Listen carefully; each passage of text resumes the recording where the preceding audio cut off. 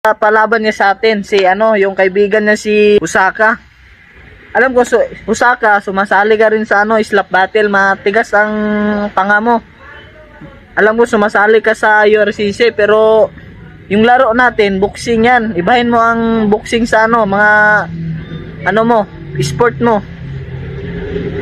Kung matigas ang panga mo sa slap battle, para sa akin, susuntukin itong karkaliwa niyan, babagsak ka dito pag natamaan ka, panigurado yan. Oo, malakas ka, pero kahit bukas mag-sit ka ng kung kailan tayo maglaban, pupuntahan kita, dadayuhin kita dyan. Hindi ako takot sa'yo. Ang usapan dito, suntukan, labanan ng kung sinong malakas dito na vlogger dito sa sa Luzon. Ano sabi mo? Ha? Ano sabi mo na ito yung mix vlog? Nako, mababagsakin mo ako sa ganito lang? Sa kamao? Yun na boy, nagkakamali ka na hinahamon mo boy, nagkakamali ka na hinahamon mo. Sabi ko nga sa'yo, dati na akong slap battle. Nasali na akong slap battle boy. Matigas to boy. Ano yung sinasabi mo ito? Sabihin na natin malapad yung kamao mo Brad. Ha? Sabihin na natin malapad ang kamao mo.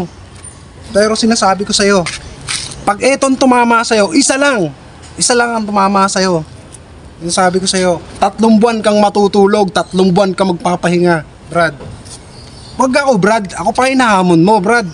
Matigas to, Brad. Huwag mo akong hinahamon-hamon sa mga ganyan-ganyan mo, boy. Hindi ko nilalabas yung pera ko. Kaya wala akong pakialam. Kung gusto mo, lalaban ka na walang pusta. Ano ako, bobo? Kung gusto mo lumaban sa akin, magpusta ka. Ngayon, gumawa ka ng paraan kung gusto mo humamon sa akin, ha? Upal ka. Wag mo akong hinahamon, boy. Matigas yung panga ko, boy. Dama mo yan. Nato yung mix vlog. Lakas ng loob mo, ako hahamunin mo. Tapos sasabihin mo si Boy Tato, mahina. Takot sa'yo. Ungas ka ba? Daw, gigigil ako sa mo sa yabang mo ha? Gigigil ako, hindi porket magaling ka sa boxing. Ibahin mo ako, boy. Ibahin mo yung lakas ko. Ha? Kung ilan nga sumampal sa pamumukha ko, hindi walang di bumagsak yung pa kayang kamao mo, dadapo dito sa pisngi ko, boy.